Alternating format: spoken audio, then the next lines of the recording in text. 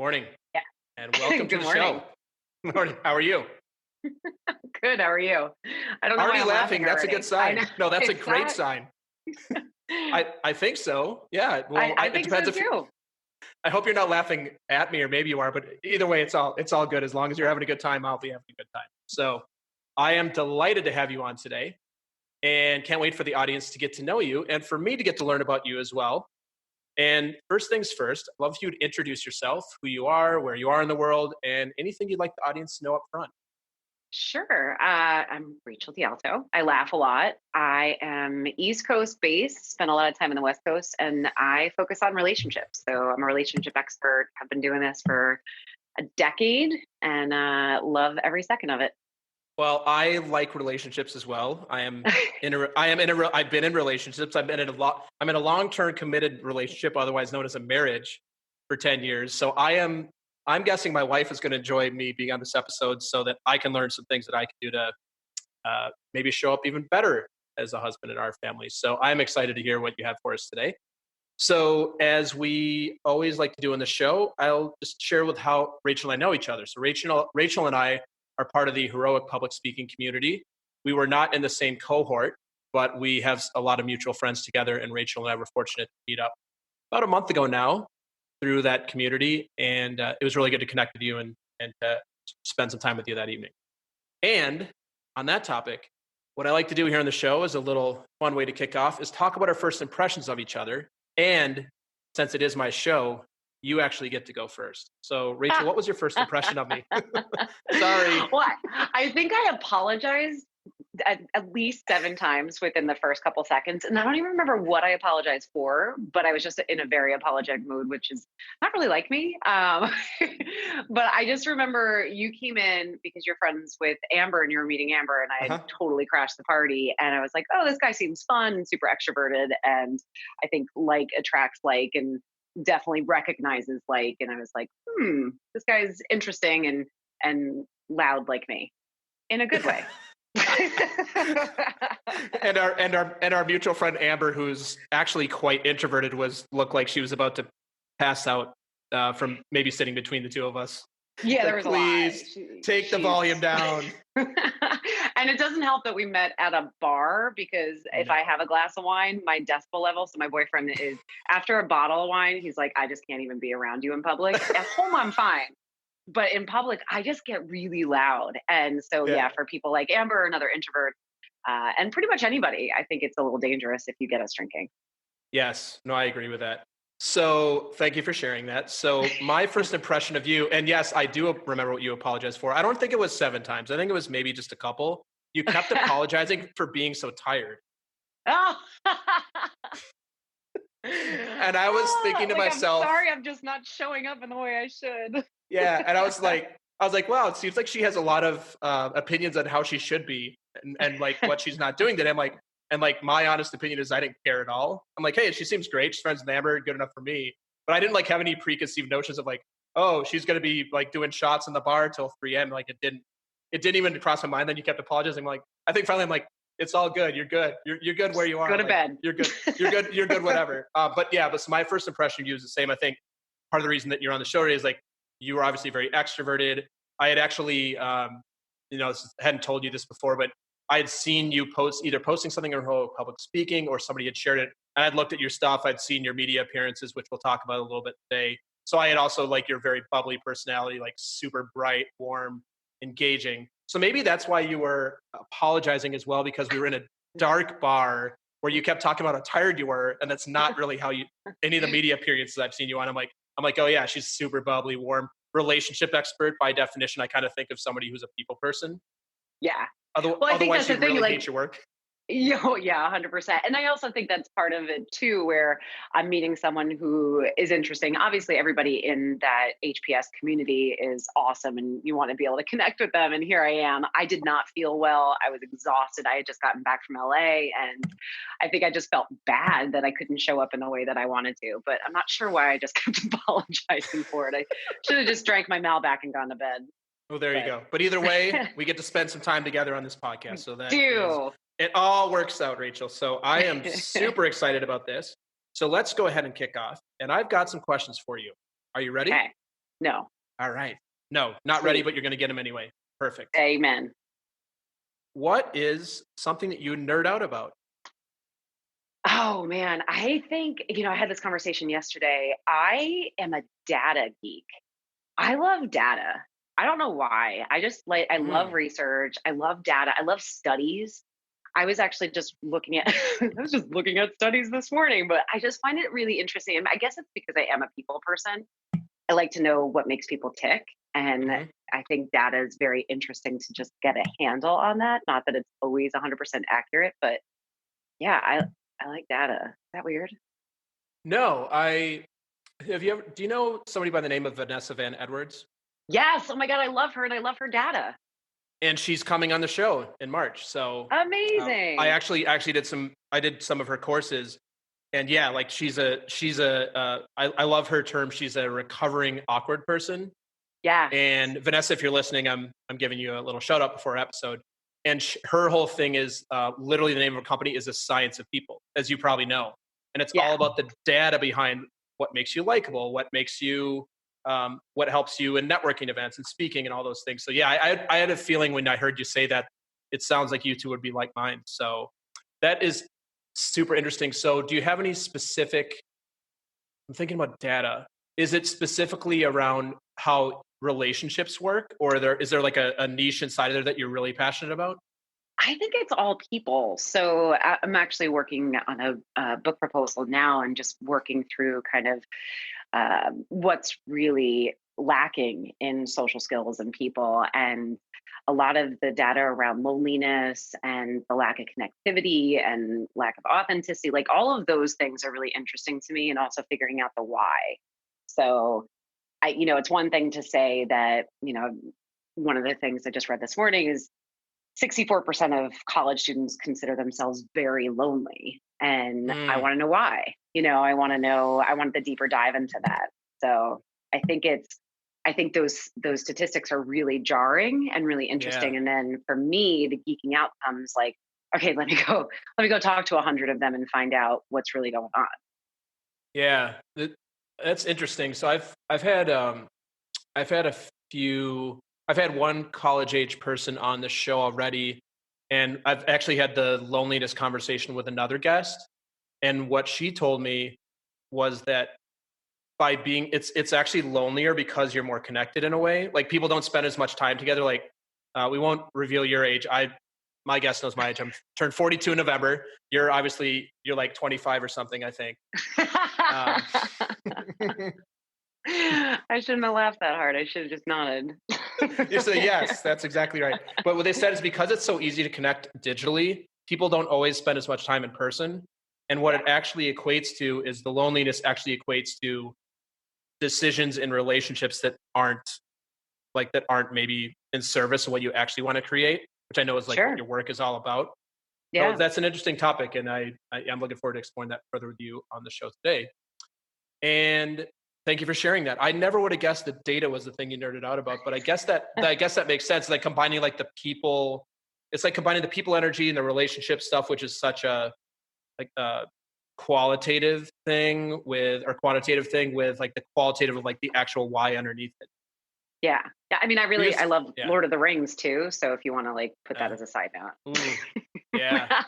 New Amazon show coming out soon. I didn't see that. Yes, Amazon is doing a Tolkien Lord of the Rings show, and it's supposed to be same level of quality as Game of Thrones. Like it's like $100 million show. Interesting. Okay. All Yes, right. yes. We'll see. I think it's pre Bilbo, I believe. I Huh. think.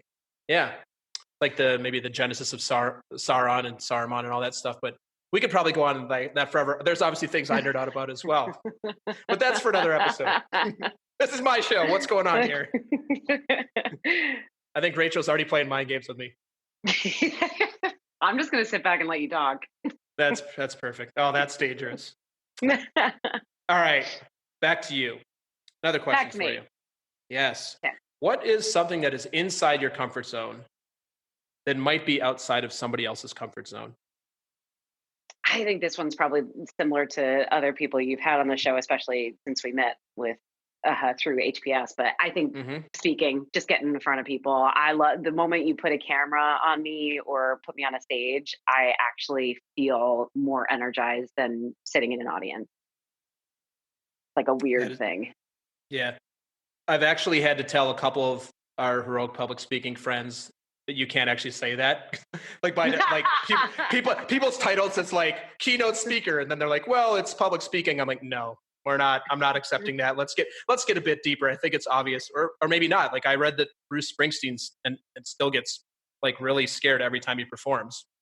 You know, he's Yeah, no, a for lot of people 35 do. I years. mean, there's a lot of Yeah. people that kind of, you see like sports people who are amazing. And you know darn well that like half of them, they still get nervous going out there and playing the game. And, you know, I was at a wrestling tournament yesterday and one of the kids, I was talking to the coach, like he's amazing and he loses his mind before every match. Yeah. So Yeah. I don't think it's necessarily a given. I know even in my cohort, there was quite a few people that still had some stage fright, which I was like, good for you guys to push Mm-hmm. through that. But for me, it's kind of, that's my happy place, Yeah. which is weird. Yeah. Well, that's cool. I'm in the middle. I think I'm not as experienced a speaker or a public person as you. So I like being up there because I think I like being the center of attention. But I don't know that. But then I have like serious imposter syndrome around like, do I actually know how to do this, and is my content any good? So for me, even doing a podcast is like, ooh, I like talking to people, but I don't really know how to do it. So what's this going to go like for me? The podcast has been outside my comfort zone a little bit, but I think you're it's doing been a ton of fun. great. Oh, thank you, Rachel. So now we get to talk about something that's outside of your comfort zone. So flip the question here. So what's something that Yeah, is outside of your comfort zone that might be inside of somebody else's? it's funny because it's related, which is writing. I I was told once I submitted a book proposal a couple of years ago that I'm so glad did not get picked up because things shifted and I wouldn't want that book in the universe. Not that I wanted my last book in the universe either. But this one went out to an agent, which is a very vulnerable thing because I just did the Mm-hmm. proposal myself. And he's like, he came back at me. He says, "You have a great platform, but you're not that good of a writer." And I was like, Oh, "Oh, that one ooh, hurt." oof. And he was right though. Like I looked at it and he sent me a really good one. And I was like, wow, I'm not even putting the effort into it. Not saying that I could become an amazing writer, but I could have been better.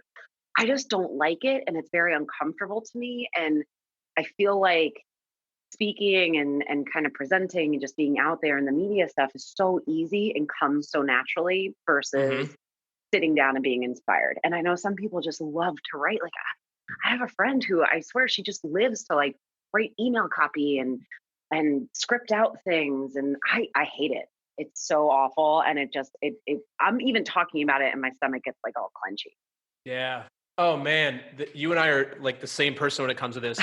Amber said to me at the end of our program, which is in February of 2019, she's like, "You're going to write a book someday." I'm like, "Oh God, no." That sounds like for me, like I don't like writing either, and I do like Toastmasters, and I obviously write some things for my coaching business, but I like the idea of sitting down and writing a book just makes my skin crawl. It sounds horrible.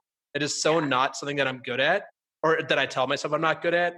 And even my speech that I worked on for HPS, it was miserable. And this is where a mutual friend of ours, Steve Drum, who is also on the show, Navy retired Navy SEAL Steve Drum. Him and I both agreed. We're like, I just want people to write stuff for me, and I want to perform it. Like, I like to love the performance part. Do not like totally. writing. Do not Yeah. like writing at Well, all. I ended up hooking up with an editor for this book, and she's helping me with the proposal. I did the base of it, and then I just got sick of it and said, I can't make this better. This is not my, forte. So Yeah. thank God there are people out there that compliment us weirdos. Yes, exactly. And they probably look at you and go, "Oh my God, I wish I could just get up and be natural on my feet like Rachel does." Yeah, and well, we can't have it all. Well, we try, and then we fail, and then we keep going. So I fail miserably. I think that's one of the things I'm really good at is I recognize like there's certain things I do I'm decent at, and then there's a lot of things that I really suck at. So, you know what? I think knowledge is half the battle, like G.I. Joe. yeah, I love it. So with all that being said, you still have a book coming out at some point, or it's in the works. it's the proposal's in the works. So it's being edited right now. And then God Gotcha. help me if I sell it, because then I have to actually sit down and write the base of it. I can't just, I wouldn't have it ghostwritten. Although if I could find whoever did Michelle Obama's book, I would totally hire them. That was the most beautifully written book. And I'm not a political person, but I was like, holy Mm-hmm. crap, there are people out there that are so good at this. Yeah. Yeah. It was amazing. And I think her book was, I believe it's a number one book of all of 2019. Yeah. And I think it's the number one memoir ever. Yeah. It Amazing. was so beautifully written. And I bow to those people who can do that and create absolute art with their words, because I'm like, she looks pretty. They were nice. Like, It's terrible. hilarious. Oh Lord. Yeah. Well, I'll be looking forward to your book regardless. I will read it when it comes out, and I will think about you like, I don't know if you write with your pencil or if you're typing, but like just banging away on the keyboard or like F my life, this is horrible. Because that would be Pretty me if I had to much. write a book. The whole thing would be a disaster. But it would be fun because then you get to go on a press tour and you get to talk about it. So then you get that nice part about it at the end. That's true. That part I would enjoy. Yeah. Well, very cool. Well, thanks for sharing that and being vulnerable. And for everybody listening, be on the lookout for Rachel's book sometime in the future. Sometime in this decade. Sometime in this decade. All right. So on the topic that's more comfortable for you. Yeah. Speeches. Yeah. You get the opportunity to give a 5-minute speech. This is like your mini TED talk. It's an 18-minute shrunk to 5 minutes. So you got to deliver a powerful message in 5 minutes. Right now? Not right now. Oh my God. I was like, wait a second. I haven't had enough coffee. Oh, that's amazing. Yes, give us a 5-minute speech. No, we're not looking for you to improv a speech. That's amazing. No. What I am going to ask you for is what you would give your speech on and why, not the actual speech itself. Yeah. Yeah. I think honestly, what's most passionate to me right now is relatability is what I'm, my signature keynote's about and what the book's going to be about. Part of that I would really boil that 5 minutes down to is being authentic and real and just really showing parts of ourselves that we normally don't, and stop trying to be like someone you're not, because there's just so many, like you said before, there's actual imposters out there. So, and all that does is just demean your ability to be happy. So yeah, that would be my 5 minutes. I love it. I'd yell at Powerful people message. for being fake. Would you yell in your speech? 100%. I'm a yeller. Can't you tell? Like, I just get angry. Are you actually all the time? That's amazing. You're like this. I love that you're a relationship person and you just get angry. That's so good. Like, it's like passion angry, like because you care so much. I don't yell at people. I have yelled at a client before, though.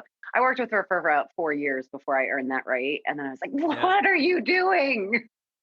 Yeah. I'm a yeller in certain areas of my life that we'll not go into here, but with my clients, I'm pretty not a yeller. There's one client one time though, I didn't yell, but I was like, I'm kind of the person that if my voice goes really low and soft and slow, that that you're actually in trouble.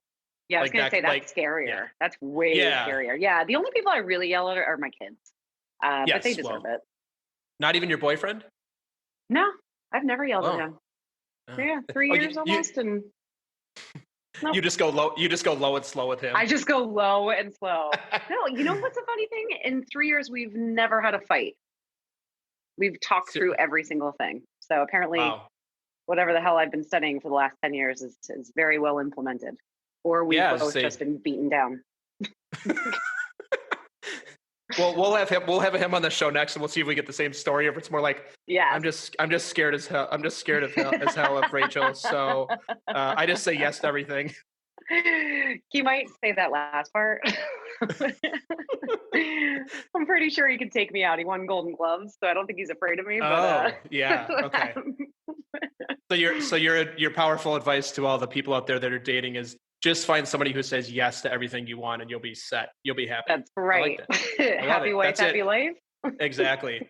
That is, you could talk, my wife's name is Kirsten, and I've talked about her quite a bit on the show before, but she would definitely say that I've not learned that lesson yet. Like so I think we may need to talk later about, maybe me working with you, because like there's times where I'm like, I know what I should say and I know what I should do and I know what would make it better for both of us. And I'm going to choose something different because because I just feel like Why being a though? prick. Yeah, Because see, I that have doesn't this, work. yeah, I have this. So one of the things we talk about in coaching is what's the thing that you're unwilling to give up. It's like the thing Uh-huh. that we all have a thing that we're unwilling to give up. So one of my big things I'm unwilling to give up is needing to be right. Oh, jeez. Yeah. Yes. Okay. Work in progress. I'm working on it. It is something I'm How's aware that of. working out for you? It's better than it used to be for sure. I've got a great therapist, and I've Perfect. through a coaching program, and I've got a lot of support, and my wife understands. But the thing is, we've all got something Yeah. that we're just unwilling to give up. A story about ourselves. I'm sure you deal with this with your clients all the time. Of like, people have stories about I'm undateable or I'm unlovable. Like everybody's got a story or something they're unwilling to give up. Mine just happens to be not always positive in a marriage, but we're working on it. But overall, like I love my wife. We've been together for it'll be actually 11 years in May now, and we have a I was gonna say, I was almost like, it's a pretty long track record. So long track clearly record. there's some compromise happening there. There's a lot of compromise, and we've created a little mini Frizzell as well. She'll be 4 in February, so yeah, things are good overall. Aw, I'm being hard on myself. please Uh, stop. You're doing I'm great. I'm going to stop now. So Okay. so this is the part of the show, Rachel, where yeah, like just get to talk to the audience about your journey, how you ended up doing what you're doing, and what you've been up to, and what you're up to today. Gotcha. Yeah, it's funny because people always ask me, how the hell did you get here? And sometimes I forget that it was such a weird journey. I actually was a lawyer. I was a litigator about, what year is it? Oh, a little over 10 years ago. I was a Mm-hmm. practicing attorney, and I founded a dating company with my partner, and we ended up taking it to a private placement and raised almost $2 million and Oh launched wow. this company. Yeah, it was pretty incredible, just off of an idea, but it was before apps and everything. And then the apps kind of came out and killed it. But in the meantime, we were getting a ton of press, like crazy media. And so my first appearance was on Fox Business and, a national program. And then they kept Mm-hmm. calling, and like Oprah called. Oprah was still on air. I think it was her last season, and Wow. her producers called. So it was a really, interesting concept that they were interested in putting on air. And I started doing this media stuff, and the producers were like, "Hey, you can, walk and talk at the same time. That's amazing. Why don't you come back in?" What a compliment. Yeah, basically I could talk on camera and not trip over my words. And so they invited me back, and they asked, like, "Do you have opinions on stuff?" And I said, "I have opinions on everything." You're like, Who are how you much time do talking you to? have? It's like, this is where Yeah. I'm picturing like, hold my beer. Exactly.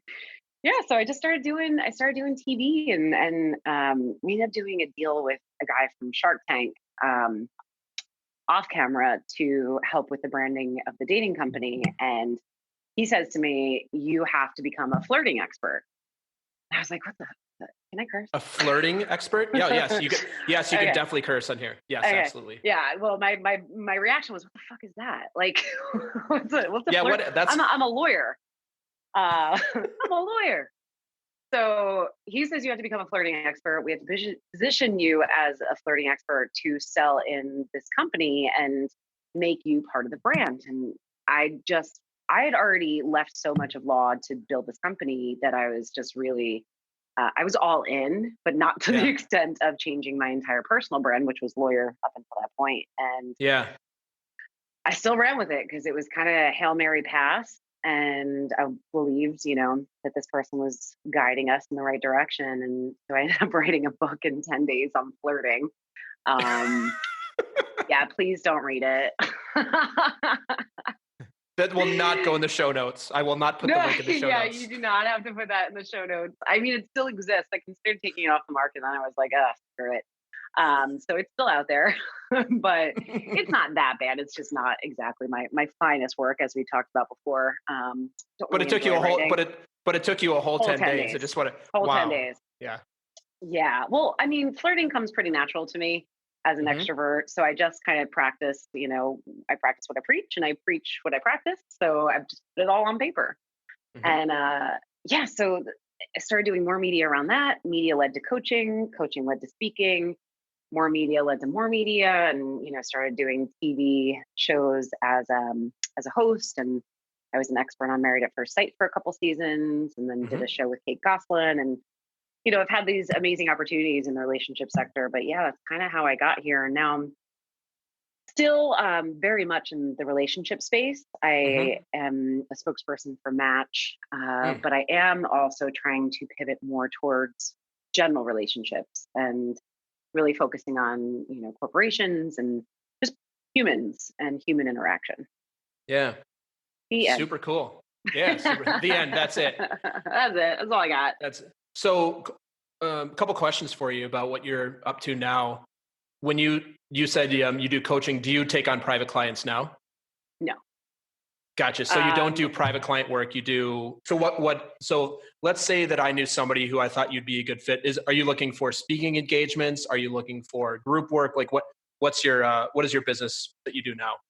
yeah, most of my business model is speaking engagements and spokesperson work. So I rep Match, and I'm their chief dating expert. So I do a lot of things for them. And I have a whole two private clients that are people that I've worked with in the past. Hmm. On certain very rare occasions, I'll take on a new client, but nothing. That's not really my focus, just because I Hmm. feel like with my schedule, I end up having to text them and be like, "Can we reschedule this?" Yeah. More than Yeah. anything. So, Yeah. but speaking, yeah, I'm actually in next week or the week after. I'm opening Keynote for a huge college conference of 4,000 people. And Wow. that's really like, I love that. That's the Yeah. bigger, the That's cool. better. Like, get Yeah. me in front of these people. Like, let me make some moves and help people. And that's my jam. That's awesome. I was actually just going to ask you, like, what's your ideal stage? Like, if somebody's listening and they either hire speakers or they know people that hire speakers, yeah, like, what's your ideal stage and what's your ideal type of audience? I love, well, I love awkward people, but I love people who are, um, I just love good energy, and that's my ideal. I've had a couple big stages, those 3,000 plus stages of Hmm. just people who are there and present and like ready to go. And sales teams are amazing. So my keynote's on relatability and it's interactive, so you get people moving and it's cool. Like I've done it in, a 25 person office, small session. But when you have it for the masses, it just, the energy that comes from it is just so freaking cool. So that's my That sounds like ideal. a ton of fun. So fun. I don't think you knew this about me, but I spent almost 20 years in sales. So I went to a lot of like sales kickoffs in Vegas and all that stuff. Lived another day, which is a whole another topic of conversation. But we had some, we never had, so we had some pretty cool speakers, but we never had anybody really talk about like likability or relatability. It was more like we had one of the soldiers who was in the battle in Bosnia from Black Hawk Down came and spoke. Like it was more like motivational stuff of performance. But I don't think Yes. I've ever seen a speaker at a sales conference or actually any conference that's really about like interpersonal relationships, which is feel is like a miss because in sales it's like Yeah. I do sales coaching now and sales advisory work for startups here in New York. And this is something I talk to my clients about. Like it's just a people business. That's all it is. And the 100%. product is the product is one thing, but if you're not relatable, there's too many options nowadays, Yeah. especially in software, which is what I focus on. Too many options, and being like what you talk about, like being authentic, being likable, being relatable, is actually the way that likely people do business with you. But what I'm thinking about is you're talking about that in my sales career, where I've been myself has been when I've been far and away the most successful, and when I'm feeling under pressure or getting coaching or usually not coaching, more like telling me what to do from bosses, is usually when I did not do as well because it feels gross. and your clients Totally. figure that Yeah, out. like Your clients figure it out. say Yeah. XYZ, like give people a script. What? No, and again, like you said, that's everything. And you're not selling a product, you're selling you.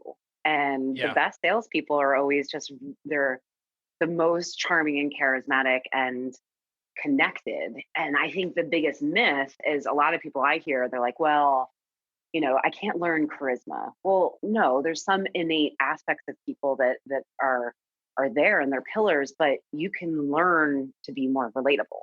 It's a skill set. It's not an innate. Yeah. If you would be so kind before we move on, where would you say somebody that's listening today is like, hey, I'd love to be more relatable, and who wouldn't? Where do you start? Like, what's like if you've got a quick nugget from your speech you want to give to us, where would you recommend people start? Yeah, well, they could buy my book in 2050. Um, Not your 10-day, not the 10-day flirting book, but the book that's yet to be no, released. Okay. this All is right. going to take a while. Um, Yeah, I break it down to three things, and it's not like they're secrets. It's about your connection. It's about being authentically you. It's about your communication, which I look at communication in a very different way. It's not about the semantics. It's not about, obviously, yes, we can talk about communication styles, passive, aggressive, aggressive, assertive, but it's really about how you communicate through your presence and through your adaptability. And then the third element is you need to find your inspiration. Find the reason why you're doing what you're doing, find the reason why you're selling what you're selling, or you want to make this connection. Is it an internal drive because you feel that you want to connect with people, or is it, you're selling a product that you believe in it? There has to be something behind it in order for it to be effective. Hmm. Yeah, Thanks I for love coming to my that. TED Talk.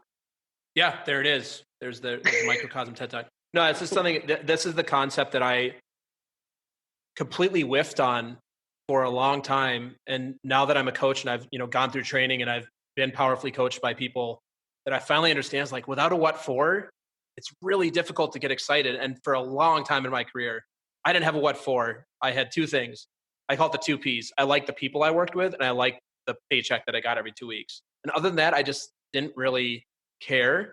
And like for me, like learning about the what for and working with my clients and what for, and for you, like what I talk to my clients about too is like, what's your what for? And if they don't have one, like, let's figure out what that is, because then it's Yeah. easy to show up authentic when you're like, oh, I'm passionate about that thing.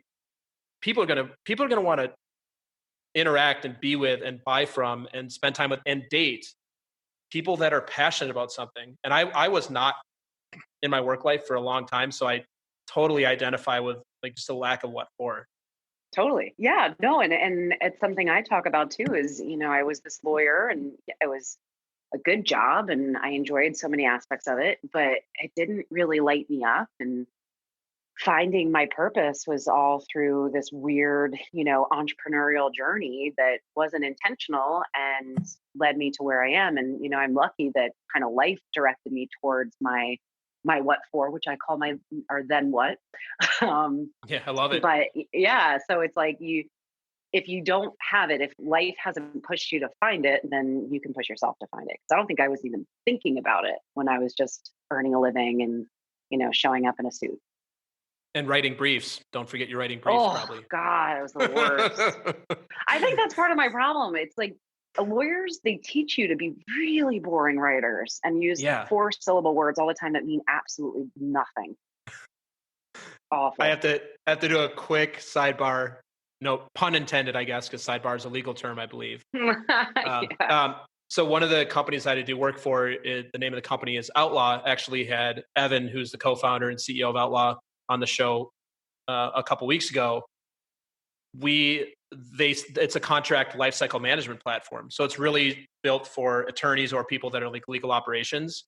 And we have found that when the sales reps write long boring emails, it's better for the attorneys. They like it. Like most people want like a too long didn't read. Oh, The attorneys love like long detailed emails, because in sales it generally it's like keep it short and sweet, give people what they need so they can move on. yeah. Now the attorneys that we're selling to like to have like everything spelled out in like a page of text. I'm like, oh my God, it's my Oh, worst nightmare. shoot me. Yeah. Yeah, but it works. It works. Yeah. Guessing maybe they can bill for the time they're reading it. I don't know. I don't know Yeah. how that You works. got to But know your audience, I guess. exactly. Well, thanks for sharing all that, Rachel. That was super interesting. And yeah, you've been on quite the journey from attorney to now standing on stage and speaking about flirting and relationships and Not so much being flirting authentic. anymore. Oh, you don't do flirting. Oh, No, you buried that I part. That's buried great. flirting. I was like, can you like push that down in the Google results? That was just a year Yeah. to try to promote my company. But hey, listen, you Yeah. can't be embarrassed about the parts of your journey that led you to where you are when you appreciate your No, destination. no, of course not. Well, that's good. So now is the part of our time together where we flip the script a little bit and you get to play host and ask me anything and I will answer it. Since you've been vulnerable and shared your journey, you can ask, and you can ask me anything. It doesn't have to be about my journey, just anything you're interested or you think the audience would be interested in hearing about from me. Well, I do think I think everybody's story is interesting. So, like, how did you get into what you do now? And what brought you to Hmm. HBS? Yes. Oh man, this is such a good story. And I'll keep it brief. I'll try to keep it brief. Not in my sweet spot. Something that's outside my comfort zone. So yeah. So for the audience who doesn't know, so I'm a full-time coach now. I obviously have the podcast. I do sales, coaching, and advisory work with startups, and then I also I do private coaching. So I have clients who I work with on an individual level. And so the story is this. So June of 2018, I'm in my career and it's fine. There's nothing wrong with it. Like I love the people I work with. It's actually one of the best jobs I ever had. And something was just missing inside of me. And I had, I had the wife, we had a child, we love where we live in Brooklyn. We, like our life is my life and our life together is great. And there's still something that was missing inside of me. I didn't have any idea what it was. So randomly, I was talking to my friend and he's like, you should go take an improv class. And I'm like, you know what? I've talked about doing improv. I don't know what that really looks like, but I'm going to go and do it. So I signed up for an improv class here in New York City at the Pit, or otherwise known as People's Improv Theater. Really awesome place here in New York City. And I did the intro class. And I'm in the intro class and we're wrapping up the very first session. And our teacher, her name is Taryn, who's also going to be on the show here, says, hey, like the other thing, guys, if any of you are interested in talking about, like anything else, like I also do private coaching. And it was kind of like my hold my beer moment where I'm like, oh, coaching, what? What does that mean? I didn't know anything about it. Like Rachel, I literally was like, yeah, I've heard about coaching, like I know Mel Robbins, I know Tony Robbins, but like I don't really know what that really means. But I'm like, hey, like I trust in my gut. I'm like, hey, you should talk to Taryn. So I ended up talking to Taryn. I ended up hiring Taryn and worked with her as my private coach for quite a while. And through that, I realized that I wanted to learn. I wanted to speak. So that was my premise for HPS. But the reason I actually got to HPS was super interesting. Very quick path to HPS. Do you know the platform Creative Live? No. It's it's a place where it started as a photography platform where you could learn to do Okay. like Photoshop and all sorts of different photography. They've expanded since into other topics in business. So I originally learned about Creative Live through Vanessa Van Edwards and Science of People. She has a course on there and it's a video. They're all video courses, very well done. So I got done with the Vanessa's course and I'm like, hey, what else is on here that's cool? And I see something about mastering your public speaking with Michael Port. And I'm like, never heard of Michael Port. Ah, Let me get on. I did their course. And I'm like, wow, they seem really cool. This Michael and Amy characters seem great. And I think at the time, Amy and Michael may not have been married yet. And I'm like, oh, they seem really cool. Let me just Google them and see what's up. And I Google them and they were doing Heroic Public Speaking Live, which I don't know if you attended that, if you'd ever attended that before. no. But yeah, it was super cool. It was a conference they did every year in Philadelphia. So I signed up for that. And that was in October of 2018. And then I'm like, I don't know, like, let me keep exploring. And I'm like, what else do they offer? Because I really like the content I'm seeing. And I'm like, oh, Pro Public Speaking grad. I'm like, that seems intense for where I'm at in my career. Like I'm still working for a enterprise software company, but I'm like, something about it like pulled me. And so I like put in a, lead generation, contact me, I'm interested, talk to Amy. And she asked me to say, like, what's your what for? Why are you interested in the program? I'm like, I'm not really sure, but it seems aligned with what I want. And then Take I my money signed and leave up. me alone. Yeah, signed up, like, I'm in, just here's my money, here's my credit card. So yeah, so I signed up and I wasn't really sure why. And when I got done in February of 2019, I wasn't really sure why, other than I'm a lot more confident on my feet now. Like, I think doing this podcast, I think it's way easier for me after going through that amazing program. But what I've since come to realize, if you believe in like the universe or God or fate or whatever it is that you believe, like my path is like, I look at the relationships I have now with my cohort, or even like you and I talking today, like none of this is possible if I wasn't in that room with the people. Totally. So at the very least, I'm taking incredible friendships, incredible relationships, both business and personal. But like, there's definitely something that I'm going to do with the work in terms of speaking, and it's going to be this year. I just don't know what it is yet. So I'm working on that. So that's how I got to HBS. How Very I got cool. into private coaching is, yeah. So in the fall of 2018, I was working with a private coach. I signed up for Heroic Public Speaking. I went to Heroic Public Speaking Live.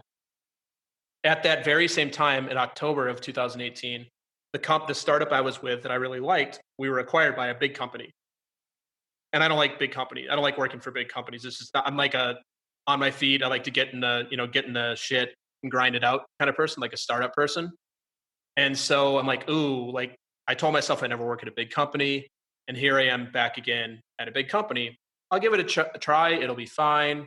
It's not the end of the world, but it's not my long-term thing. And my coach Taryn, said to me at one point, she's like, hey, like, have you ever thought about being a coach? And I'm like, no. She's like, well, but you love people. It's kind of like, I think it's kind of your path too. Like, but you love people and you love talking to people and you have a heart for people. You should think about it. And I was like, okay, what do you mean? She's like, well, you could start by going to an observation. So there's a coaching program that I ended up joining, and I'm wrapping up here this coming weekend here in January of 2020, where they do an observation. You can come in for a couple hours, see the work that happens in the room. It's very intense. And I went and I was like, oh, this is for me. This is what I want. So I signed up for that as well. So the space of like 1 month, I signed up for a five-figure coaching program, and neither of the two programs are cheap. I'll just leave it at that. So yeah, so I took on a lot. And your wife's this probably, honey? yeah, well, this also probably demonstrate how my wife and I actually are in partnership around this stuff, because, like, hey, what do you think about me spending this on these two things that I'm not sure either of them are going to lead? But she supported me. And so through that work, so I finished Heroic Public Speaking in February of 2019. 2 weeks later, I started my year-long coaching program. So it's 1 weekend a month, every month, with a lot of work in between. And so I'm literally wrapping that up here this coming weekend, which will be the third weekend in January. And I went out and I got some clients in March, and I've been coaching ever since. And I love it. And it's what I meant to do, along with speaking, podcasting, the consulting work I do. And so that's in a nutshell, or maybe not in a nutshell, how I ended up talking to you today and how I ended up coaching people. I love that it came from improv. And funny story, I went to the pit once too. I'm the worst improv person that's ever existed. I can't stop laughing. I mean, I started laughing at the beginning of the podcast. Like, I just cannot hold it in. And I did it on the show that I did with Kate Goslin. We actually recorded a session at the pit with everybody, and the entire time I'm just laughing. It's awful. Oh, it's so good. Like you're like the when you see like Kate McKinnon on Saturday Night Live, like break character. It's actually that's actually really it's actually so authentic and funny when people do that. Or I don't know if you ever saw this skit with Ryan Gosling where they're talking about the UFOs, and he's in this skit with Kate McKinnon, and he's dying. He's like, his face is red. He's like crying with laughter, and they kept it. It was so endearing to see people do that. I guess if it's not interrupting, because I feel like every time I started laughing, I just ruined the scene, because I couldn't keep it together. I find things really amusing. Yeah, I had that happen to me once. Yeah, I had that happen to me once where I was doing a scene. It was actually in the intro class, and my partner, he just broke me. I was like sitting there. I'm like, I can't even speak. I was like crying. I was laughing so hard. So but it's so good. Like, it's hilarious. Like, who doesn't like to watch other people laugh? So That's true. so Yeah, I guess. I I'll think. take that. Well, and it's I'll for take fun. it. Yeah. Well, thanks for the question. Thanks for allowing me to share that. And Yeah. it's yeah. And I'm like, I feel like I'm also like still at the beginning of my journey, because I worked for other people, other companies for 19 years. And I've only been on my own as an entrepreneur doing my own thing since June of 2019. So I'm still new into this. Yeah, And, it's a big leap. yeah, it's a big I leap. look at And I'll stuff, tell you, it is so fun.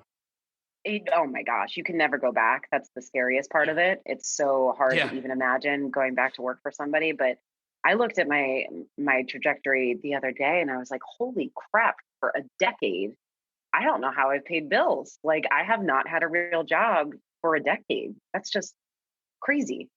It's just Yeah. bizarre for someone who, especially like, I was on the lawyer track where it's like everything Yeah. is just planned out and safe and secure. And said, I'm like, no, we're just gonna try to figure this out as we go. and Yeah. Like, and somehow it does. It works. So yeah. just keep Well, following yeah, it down. yeah. And I think what you said at the beginning is actually the key that I'm finding is when I show up most authentically is when it works really well. When I'm scared, when I'm in survival mode, when I'm trying to be, manipulative or something, it just doesn't work. Yeah. It just doesn't work. So Apologize for my dog in the background barking his brains you out. are, no problem. Is there a squirrel in the backyard or something? I don't know. Normally it's there's somebody at the door, but I didn't hear a ring or anything, so he's fine. No problem. Yeah. Oh, or it is. Hold on 1 second. Let me Yeah, sure thing. pause for a second. Yeah, sure thing. Hi, I told him after. So Rachel, back to you. Yeah. I'm taking the microphone back. I've had enough of talking about myself. Well, not really, but for this episode, yes. This is the Rachel episode, not the Jason episode. What are you passionate about? I mean, I'm going to sound like a broken record, but I really am passionate about people. I really am. What makes them tick, who they are. I love people. And with that, sometimes I dislike people because then you find out what makes them tick and you realize you don't like them. But no, I really do. It's cliche given my position and what I do for a living, but that is my passion if you ask me. Mm-hmm. And Yeah. whether they're connecting in a dating situation or a personal situation, platonic or professional, it's definitely my focus. Yeah.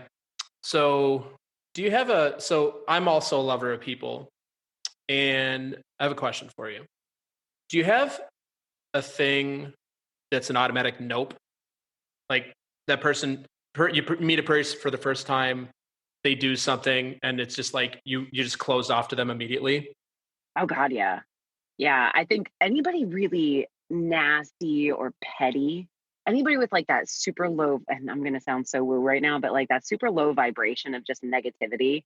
And you Mm-hmm. feel it immediately because they're just Yeah. either, and listen, it's not that they can't be reformed. It's just I don't have the space always or the energy to help them get through that. Because I always think, okay, why are they doing that? Why are they angry? Why are they negative? There's always a story. But Yeah. sometimes it's not mine to figure out. And, at this point in my life, I try to surround myself with people that are positive. Yeah. So, yeah, like don't be an ass. Yeah. Yeah. Don't be an ass. Like that.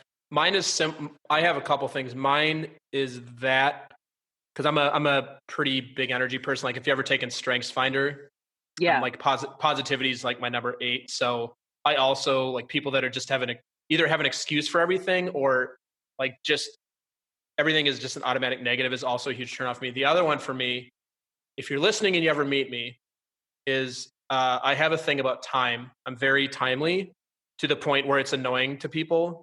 Like I'm like that annoying person who's like, if you show up on time, it actually feels late to me. But if people that literally don't respect my time, like things happen, right?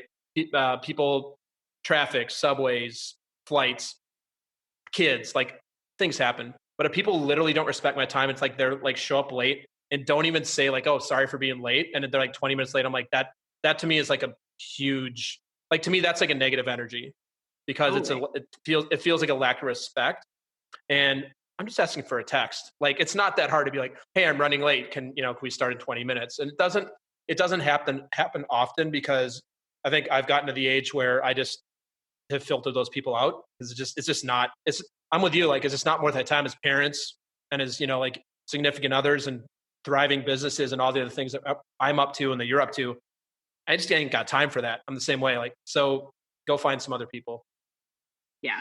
Yeah. Oh, 100%. 100%. And I think it comes down to respect when it comes to when we talk about timing and people being on time or punctual. Just respect me enough that you show up or at least let me know what's going on. And you just triggered the other one that drives me crazy is anybody in pure victim mode where it's I just want to complain about everything, but I never want to change it.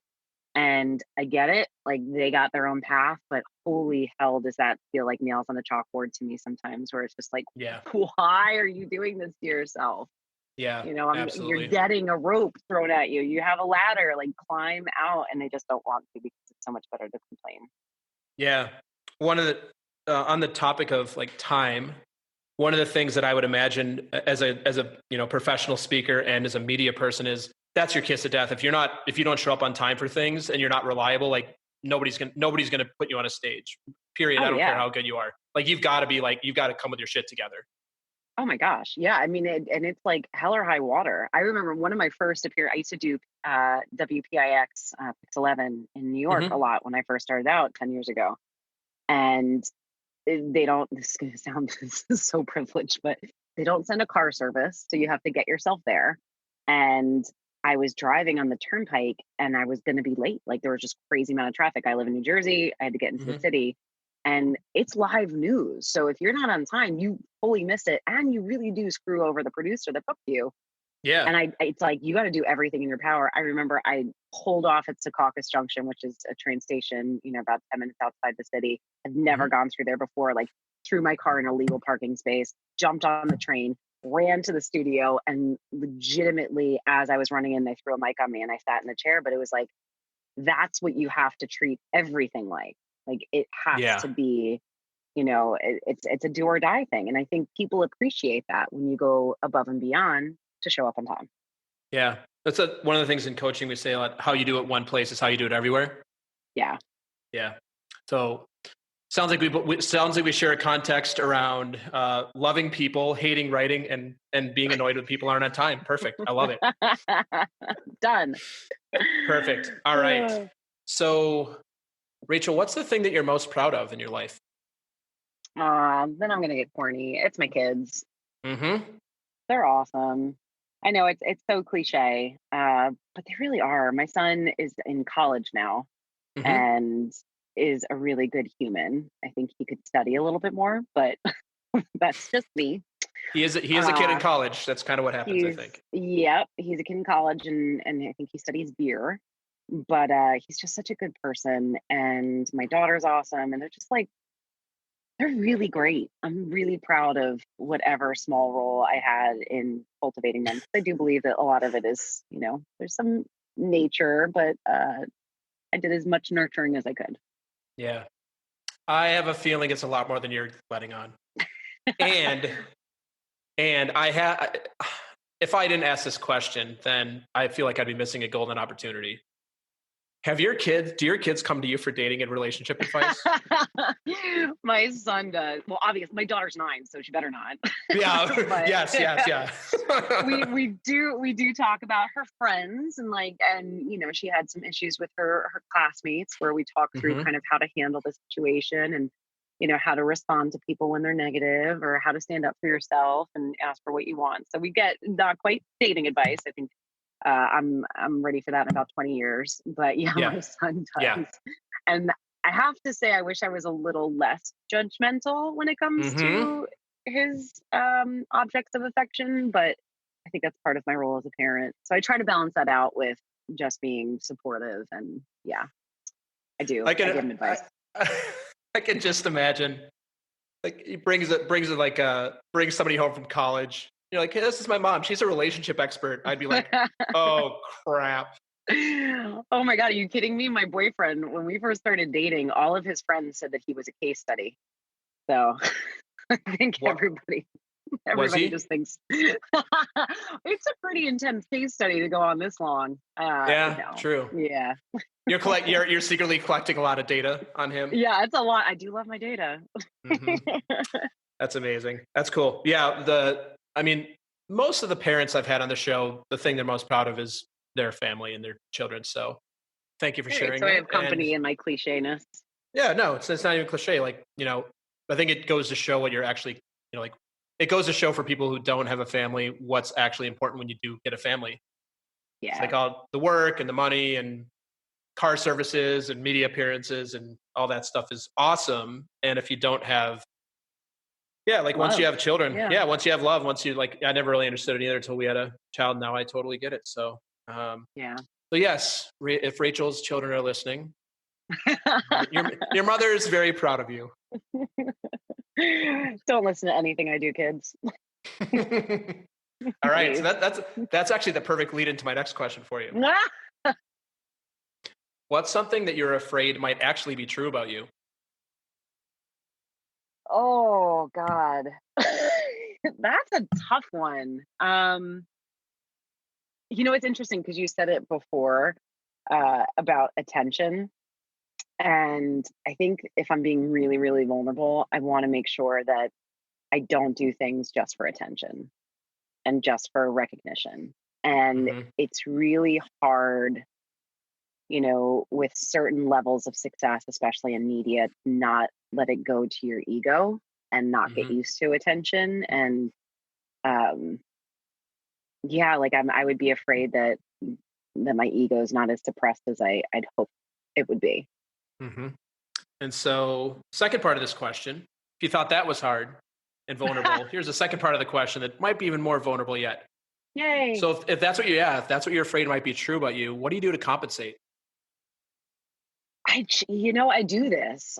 It's interesting. I had a conversation with our mutual friend Amber about this Hmm. Hmm. one night because it really is. I have to check myself and just, I think I come from a humble place, and I've had experiences that I think have led to having an increased humility. Um, but that doesn't mean that can't get sidetracked by other things. And for Hmm. me, it's just you have to be self aware enough to be like, stop, like that's not that feeling. I get it, but it's not necessary, and it's not in help of your purpose. And Hmm. it's really that self awareness and checking that kind of has to keep that in check. But I mean, there's Yeah. times literally where I see somebody do something that I wish I could have done. And I'm like, what the hell they didn't call me? They should call me. I'm the number one relationship expert, blah, blah, blah. And it's like, shut the up. Like, there's enough to go around and cut it. And, you stay in your lane, they're in theirs, and everything's good. So, Yeah. Thank you. Well, thank you for being vulnerable. Appreciate it. yay. Yay, vulnerability. Yay. You seem very you're Yay. like, can we get back to talking about my big stages that I'm speaking on? Come Yeah, on. can we talk about my kids? Yeah. So Oh, we're gonna wrap up here in just a little bit. I've got a few more questions for you if you've got a few more minutes for us. yeah. So, what's your general philosophy on life? That's a big one. I Laugh think, a lot, of course. yeah, well, and kind of goes in with it, goes in tandem with my general philosophy is like, don't take everything so seriously and stay positive. I think everything has the possibility to be looked at, most everything, with a positive light. And Hmm. yeah, just stop taking yourself so seriously. Stop taking life so seriously. Yeah. Enjoy it and find your passion and whatnot. But like stressing out over stupid things is just a waste of energy. Yeah. I love that. I don't know about you, but as I've gotten older, I think this happens to most people is the things that I stressed out about when I was younger, people are literally not even paying attention. Like the things Yeah, you're they like don't worried about care. other people, like nobody's paying attention. And if they are, then their life must be really boring because it's actually not that interesting. Yeah. Yeah. Most of the stuff that people are anxious about aren't real. So Yeah. I do have, there's stressors in my life, but for the most part, I'm not stressed out. Like things are going to happen and you can react to them or you can let it control you. And I think I've, I've gotten to a place, and it hasn't exactly been like this forever, but I'd say for the last 10 years, it's been very, very calm. Yeah, it's so funny because when I think of an attorney, like the vision I have in my head of control every detail, stress about every detail, every piece of minutia, and every like word on a piece of paper matters. Every word you say in the courtroom matters, and like it's all a big deal. Like to me, like attorney, it feels like everything that attorneys do is always a big deal. Was that your Or experience they when you were think it practicing is. law, or they think it is, right? Like everything is a Yeah. big deal. Oh my God. Like that self-importance is strong in that zone. Yeah. So yeah, it is. I mean, and there is a lot of truth to that, because in a lot of cases, like, this is very important for the people involved. Hmm. I just found it to be it's very antagonistic, and you're constantly on the defense and the offense at the same time, and it's just exhausting. And I think certain people are really able to adapt well in that situation. And for me, once I was out of it, I thought I was. I realized how exhausted I was. Once Hmm. once you get out of it, and I think it's just trying to be something you're not, and something that's not aligned with who you are. Yeah. Yeah. Very cool, Rachel. So before we wrap up today, I want to see if there's anything else that you'd like to specifically share with the audience that maybe popped into your head as we've been going through this today, or yeah, just anything else you'd like to share.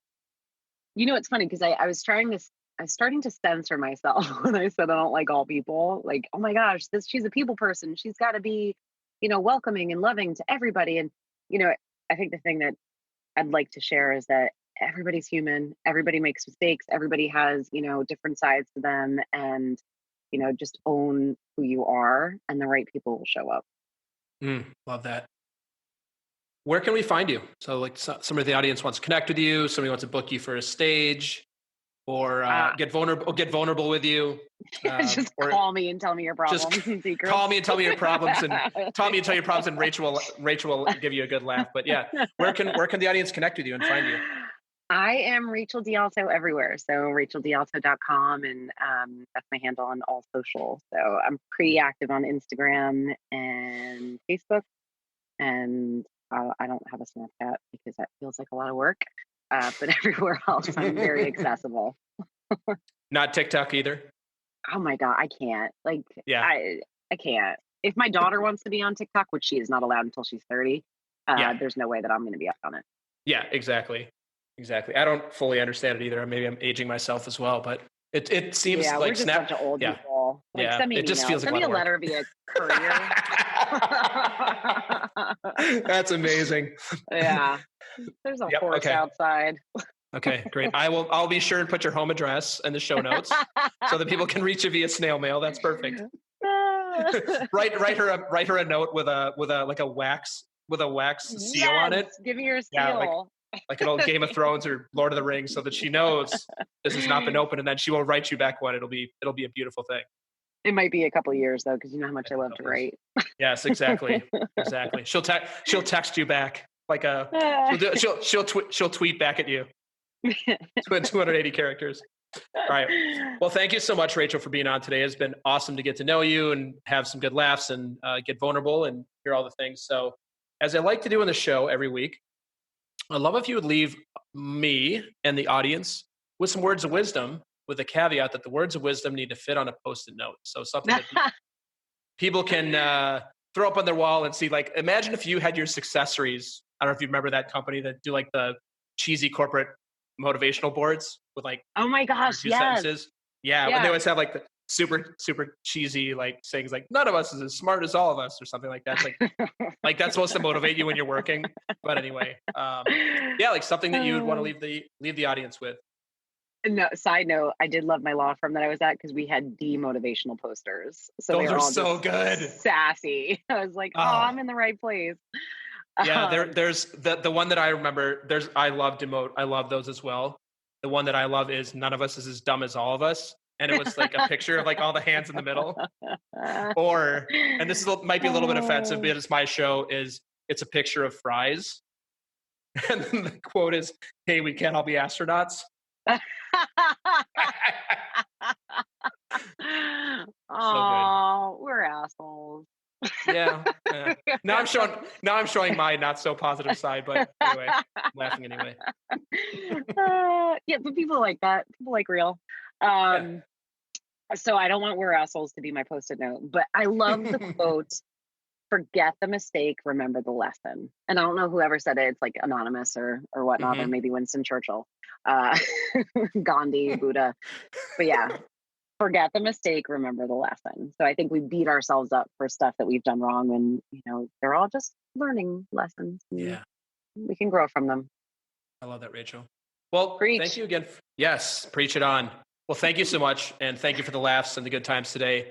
Really appreciate you taking the time with us. And I wish you the best in everything you're doing. Thank you. Thanks for having me. Yeah. Take care. Thanks for listening to another episode of Talking to Cool People with me, Jason Frizzell. Enjoyed today's episode? Please tell your friends, give us a shout out and a follow on Facebook and Instagram, and take a moment to leave us a review on iTunes. If something from this episode has piqued your interest and you'd like to connect about it, please email us at podcast@jasonfrizzell.com. We love hearing from our listeners.